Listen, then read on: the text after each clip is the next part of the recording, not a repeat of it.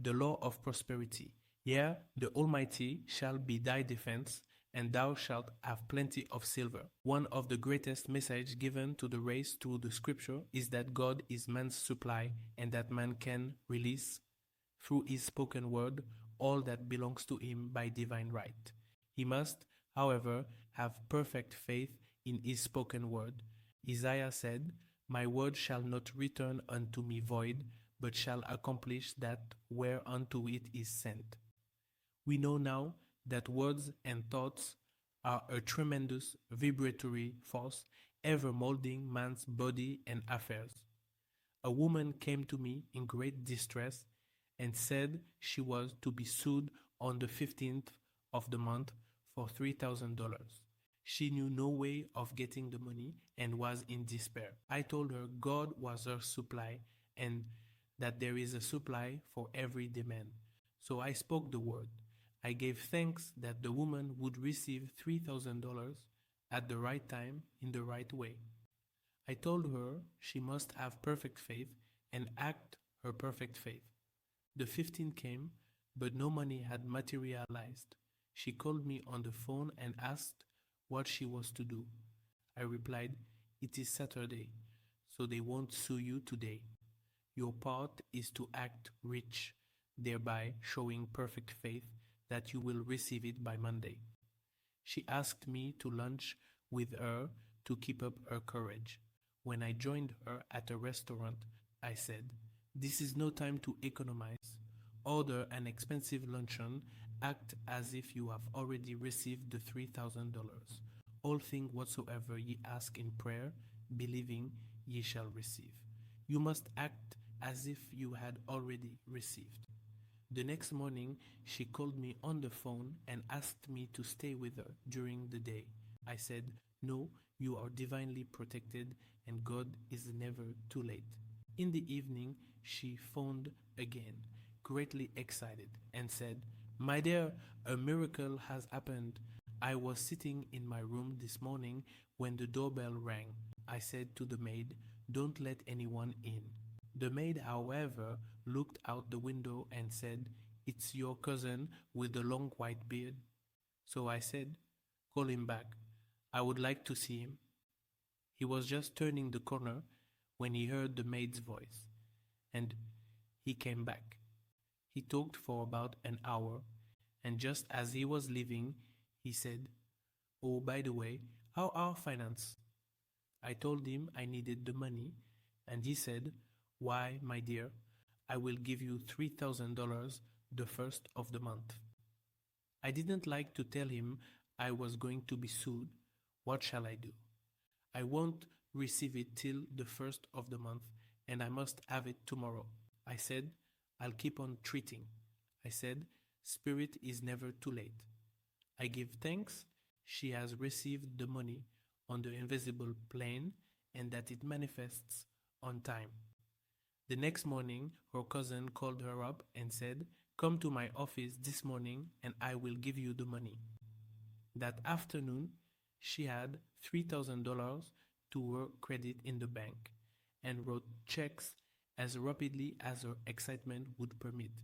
If one asks for success and prepares for failure, he will get the situation he has prepared for. For example, a man came to me asking me to speak the word that a certain debt would be wiped out. I found he spent his time planning what he would say to the man when he did not pay his bill, thereby neutralizing my words. He should have seen himself paying the debt. We have a wonderful illustration of this in the Bible relating to the three kings who were in the desert without water for their men and horses. They consulted the prophet Elisha, who gave them this astonishing message. "Thus saith the Lord, Ye shall not see wind, neither shall ye see rain, yet make this valley full of ditches." Man must prepare for the thing he has asked for when there isn't the slightest sign of it in sight. For example, a woman found it necessary to look for an apartment during the year when there was a great shortage of apartment in New York. It was considered almost an impossibility, and her friend were sorry for her and said, "Isn't it too bad? You'll have to store your furniture and live in a hotel." She replied, "You needn't feel sorry for me. I'm a Superman and I'll get an apartment." She spoke the words, "Infinite Spirit, open the way for the right apartment." She knew there was a supply for every demand and that she was unconditioned, working on the spiritual plane, and that one with God is a majority. She had contemplated buying new blankets when the tempter, the adverse thought or reasoning mind, suggested, "Don't buy the blankets perhaps? After all, you won't get an apartment and you will have no use for them." She promptly replied to herself, "I'll dig my ditches by buying the blankets." So she prepared for the apartment, acted as though she already had it. She found one in a miraculous way, and it was given to her, although there were over 200 other applicants. The blankets showed active faith. It is needless to say that the ditches dug by the three kings in the desert were filled to overflowing. Read 2 King. Getting into the spiritual swing of things is no easy matter for the average person. The adverse thoughts of doubt and fear surge from the subconscious. They are the army of the alien which must be put to flight. This explains why it is so often darkest before the dawn. A big demonstration is usually preceded by tormenting thoughts. Having made a statement of high spiritual truth, one challenges the old beliefs in the subconscious, and error is exposed to be put out. This is the time when one must make his affirmation of truth repeatedly and rejoice and give thanks that he has already received. "Before ye call, I shall answer." This means that every good and perfect gift is already man's awaiting his recognition. Man can only receive what he sees himself receiving. The children of Israel were told that they could have all the land they could see. This is true of every man. He has only the land within his own mental vision. Every great work, every big accomplishment has been brought into manifestation through holding to the vision, and often just before the big achievement come apparent failure and discouragement. The children of Israel, when they reached the promised land, were afraid to go in, for they said it was filled with giants who made them feel like grasshopper. And there we saw the giant, and we were in our own sight as grasshopper. This is almost every man's experience. However, the one who knows spiritual law is undisturbed by appearance, and rejoice while he is yet in captivity. That is, he holds to his vision and gives thanks that the end is accomplished he has received. Jesus Christ gave a wonderful example of this.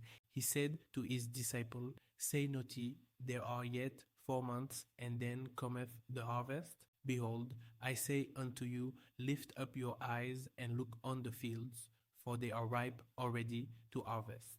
His clear vision pierced the world of matter, and he saw clearly the fourth dimensional world, things as they really are, perfect and complete in divine mind. So man must ever hold the vision of his journey's end and demand the manifestation of that which he has already received. It may be his perfect health, love, supply, self-expression, home, or friends. They are all finished and perfect ID registered in divine mind, man's own superconscious mind, and must come through him, not to him. For example, a man came to me asking for treatment for success. It was imperative that he raise within a certain time $50,000 for his business. The time limit was almost up when he came to me in despair. No one wanted to invest in his enterprise, and the bank had flatly refused a loan. I replied, "I suppose you lost your temper while at the bank, therefore your power. You can control any situation if you first control yourself. Go back to the bank," I added, "and I will treat." My treatment was, "You are identified in love with the spirit of everyone connected with the bank.